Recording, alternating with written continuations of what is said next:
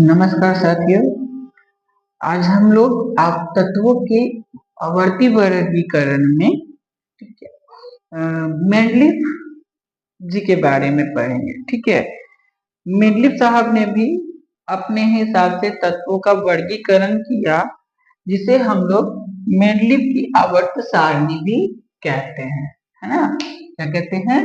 Mendeleev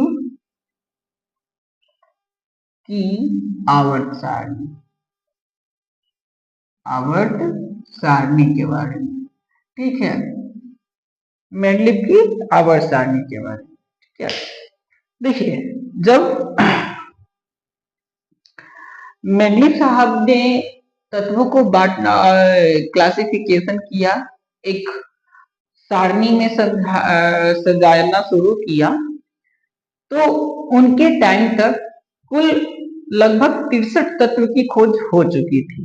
ठीक है ना। उसके पहले जो थे 56, और इनके टाइम तक लगभग 63 तत्वों की खोज हो गई। 1871 में मेंडलीफ ने अपने आवर्त सारणी को एक नियम के आलोक में तत्वों को सारणी का निर्माण किया। ठीक है, उन्हें अपना एक नियम दिया, उस नियम के हिसाब से ही अपने जो आवर्त सारणी बनाई थी उसको, उसमें तत्वों को पूरी तरह से फिट किया, सजाया, जिसे हम लोग आज मेंडलीफ की आवर्त सारणी का मेंडलीफ की आवर्त सारणी कहते हैं।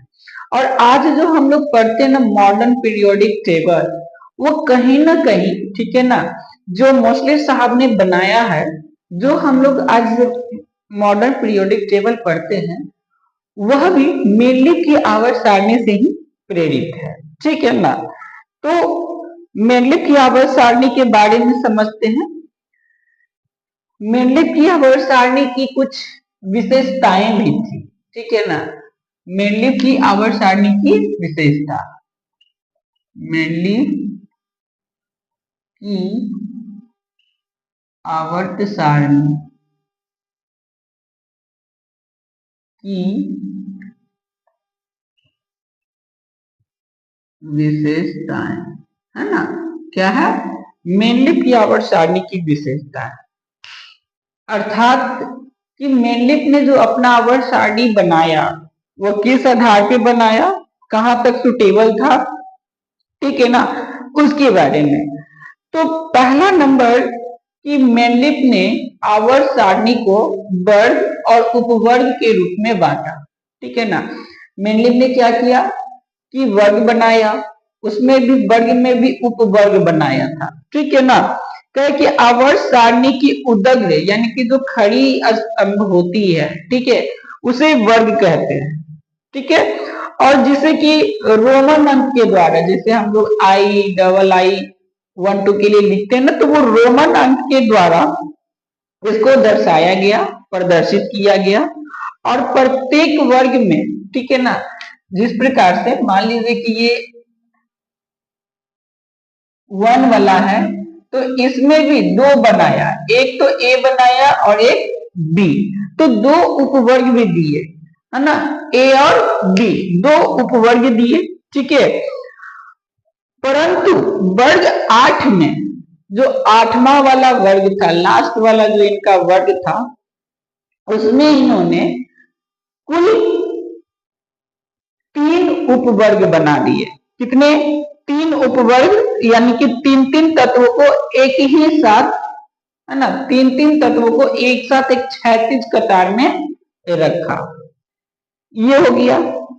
वर्ग 0 में उत्कृष्ट गैस को भी रखा। लास्ट में इन्होंने एक वर्ग और जोड़ा, जिसे वर्ग 0 कहा गया, है ना। और वर्ग 0 में इन्होंने उन गैसों को रखा जो कि उत्कृष्ट होते हैं, अक्रिय गैस होते हैं। ठीक है। क्यों? क्योंकि इनके टाइम तक जो है बहुत सारे अक्रिय गैसों की खोज हो चुकी थी। ठीक है ना। दूसरा नंबर है आवर्त के बारे में, है ना। आवर्त सारणी में इन्होंने क्या किया, वर्ग और आवर्त में डिवाइड किया, बांटा। तो वर्ग के बारे में समझ ली, तो इन्होंने उसे आवर्त के बारे में भी, आवर्त में भी बांटा। तो आवर्त के बारे में कहना था कि जो क्षैतिज कतारें होती हैं, जो सुती हुई रेखा होती है ना, उसे हम लोग क्षैतिज बोलते हैं। तो जो क्षैतिज कतारें हैं उसको आवर्त कहते हैं, और टोटल 7 आवर्त होते हैं। कितने? 7 आवर्त। आज भी हम लोग जो मॉडर्न पीरियोडिक टेबल पढ़ते हैं उसमें 8 वर्ग, एक 0 नंबर वाला वर्ग, उसके अलावा 7 आपके आवर्त मिलते हैं। ठीक है, लेकिन इन्होंने एक ही वर्ग में ए और बी करके लिखा था, जबकि मॉडर्न पीरियोडिक टेबल में ए और बी को 2 अलग अलग वर्गों में बांटा गया, लेकिन वर्गों की संख्या आज भी 8 ही है। ठीक है ना। अब देखिए, मेंडलीव ने जो आवर्त सारणी बनाया इसकी उपयोगिता भी थी, है ना। क्या थी? उपयोगिता। मेंडलीव की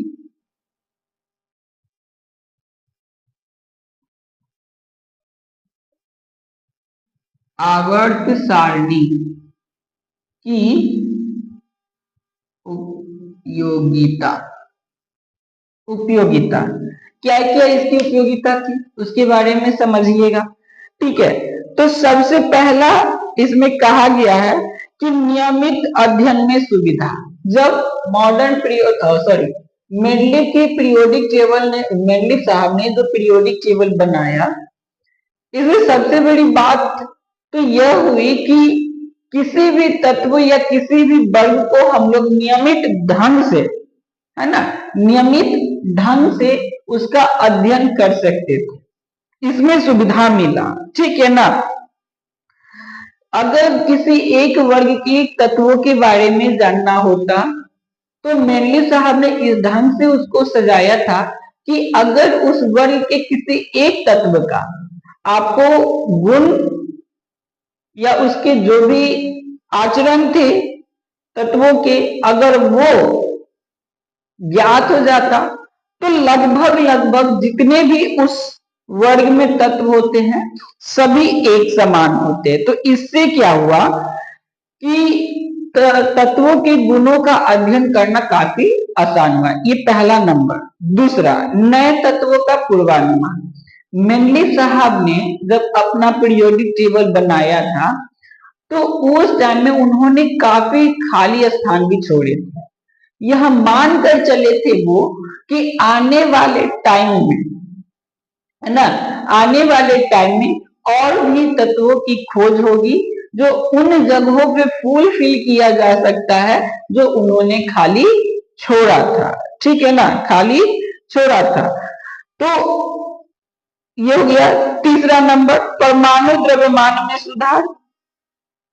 परमाणु द्रव्यमान में सुधार कह रहा है कि मेंडलीव के समय कुछ तत्वों को परमाणु द्रव्यमान गलत थे। जब मेंडलीव ने पीरियोडिक टेबल बनाना शुरू किया तो उन्होंने पाया कि कुछ ऐसे तत्व हैं जिसके परमाणु द्रव्यमान क्या थे? गलत, जिसे अध्ययन करके मेंडलीव साहब ने उसका अध्ययन किया और उसको सही भी किया, ठीक भी किया। ठीक है ना। तो ये हो गया मेंडलीव साहब की, जिसमें इन्होंने एक फॉर्मूला दिया था कि परमाणु द्रव्यमान क्या होगा। परमाणु द्रव्यमान का फॉर्मूला इन्होंने दिया था तुल्यांकी द्रव्यमान गुना संयोजकता।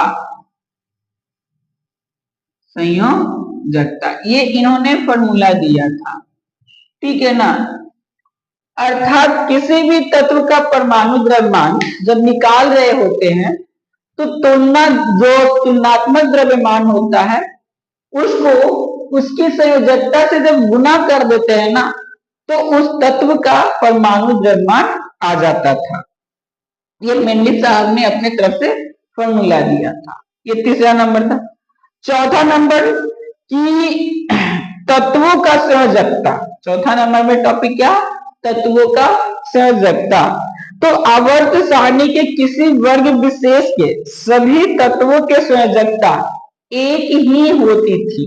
अर्थात अगर हम वन वाले रो को उठा के चले, वन वाले वर्ग को उठा के चले और देखा जाए कि पहले तत्व की संयोजकता कितनी है, तो उस वर्ग में जितने भी तत्व होते थे सभी की संयोजकता उतना ही। जैसे अगर वर्ग वन वाले में एक है तो उसमें जितने भी तत्व हैं उन सभी की संयोजकता क्या होगी, एक होगी। ठीक है ना। और किसी आवर्त में यह क्रमिक रूप से परिवर्तन, वर्ग में तो समान होगी लेकिन आवर्त में क्रमिक रूप से परिवर्तन, पहले वाले में एक, दूसरे वाले में दो, तीसरे वाले में तीन, चार, पांच, छह, सात, ऐसे करके, है ना। यानी कि क्रमिक बढ़ोतरी होते जाएगी, परिवर्तन होते जाएगा। पांचवा, अनुसंधान कार्य में सहायता। जब अनुसंधान कार्य किया गया तो मेंडलीव साहब की जो आवर्त सारणी थी ना, वो बहुत ज्यादा कारगर, उस टाइम में बहुत ज्यादा कारगर साबित हुई। ठीक है ना। तत्व का जो विशेष, किसी भी तत्व विशेष का जो स्थान था, यह कहा जा सकता है कि उनके संबंध तत्वों के साथ कैसा होगा, अन्य तत्वों के साथ, है ना। कोई भी तत्व को अगर किसी उसके स्थान को उठाकर देख लिया जाए तो यह कह सकते थे हम लोग कि अगर दूसरे तत्वों के साथ उसकी संयोजकता कराई जाए, यानी कि संयोग कराई जाए, तो कैसा आचरण बिहेव करेगा। तो ये क्लियर बात हो गई थी किस समय, जब मेंडलीव साहब ने अपनी आवर्त सारणी बनाई थी। देखिए, मेंडलीव साहब ने जो आवर्त सारणी बनाई वो काफी हद तक सटीक था, फिर भी उसमें कुछ दोष थे, है ना। क्या थे, कुछ दोष थे। तो अब है मेंडलीव की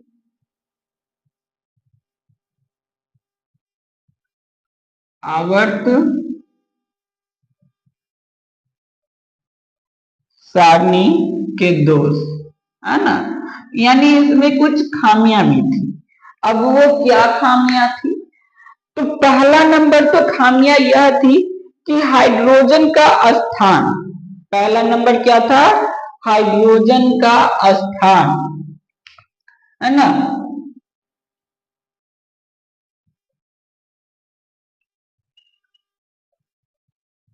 हाइड्रोजन का स्थान, देखिए अभी भी हम लोग जो मॉडर्न पीरियोडिक टेबल पढ़ते हैं ना, इसमें भी स्थान पूरी तरह से सटीकता नहीं है। क्यों नहीं है, क्योंकि हाइड्रोजन को हम लोग वर्ग एक में रखते हैं, जबकि हाइड्रोजन है क्या, तो आपको पता होना चाहिए कि हाइड्रोजन एक अधातु है, तो उसको अधातु के साइड रखना चाहिए था, लेकिन हम उसको उधर उधर की ओर नहीं रखते हैं। ठीक है। तो उस टाइम में जब मेंडलीव साहब ने अपना पीरियोडिक टेबल बनाया तो उस समय में भी हाइड्रोजन का स्थान जो था ना वो निश्चित नहीं था। कह रहा है कि आवर्त सारणी में हाइड्रोजन का स्थान अनिर्णीय है अभी भी, और पहले भी मेंडलीव के समय में भी वो निर्णय नहीं किया जा सका। देखिए, इसे वर्ग 1A तथा 7A में भी रखा गया है। इसको दो जगह पे, मेंडलीव साहब की आवर्त सारणी में दो जगह पे, कहां का, तो 1A के साथ या फिर 7A के साथ, दोनों जगह पे रखा गया है। दूसरा है कि दूसरे प्राय मृदा तत्वों के स्थान, है ना।